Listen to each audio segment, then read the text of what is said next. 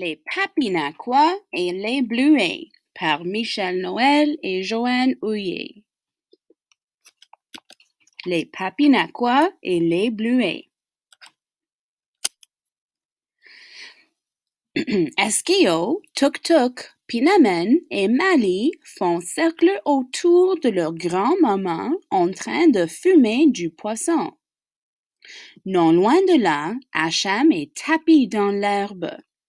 Il surveille un jeune lièvre curieux qui s'approche d'eux par petits sauts à travers les broussailles.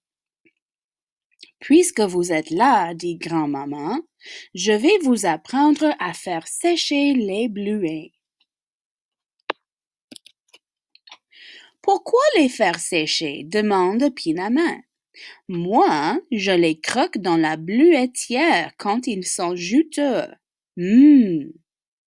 C'est pour qu'ils se conservent plus longtemps, explique grand-maman.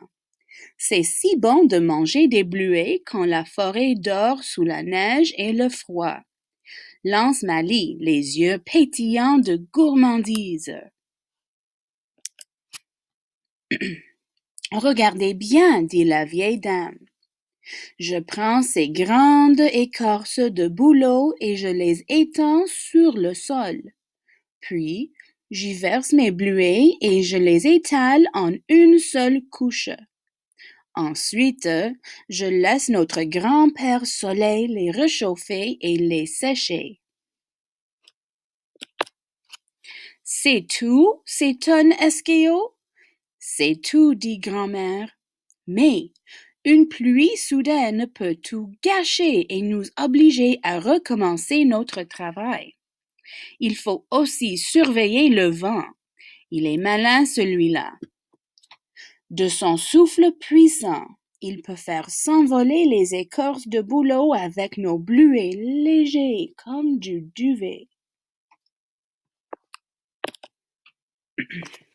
Oh! s'écrient les petites filles en chœur, la bouche ronde et les yeux écarquillés. Grand-maman ajoute: les oiseaux aussi sont à surveiller. Avec leurs longs becs pointus, ce sont d'habiles chenapans. Les ours noirs aiment les bleuets autant que nous, affirme Eskio. Mais ils écrasent tous les plantes avec leurs grosses pattes. La fillette raconte qu'un jour, elle s'est retrouvée nez à nez avec un gros ours noir, alors qu'elle cueillait des petits fruits. Ils ont eu tous les deux si peur qu'ils ont pris la poudre d'escampette, chacun de leur côté. Eskio en claque encore des dents.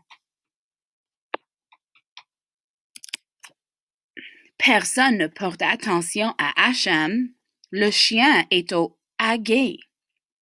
Il attend le bon moment pour bondir dans les broussailles et croquer le lièvre au passage.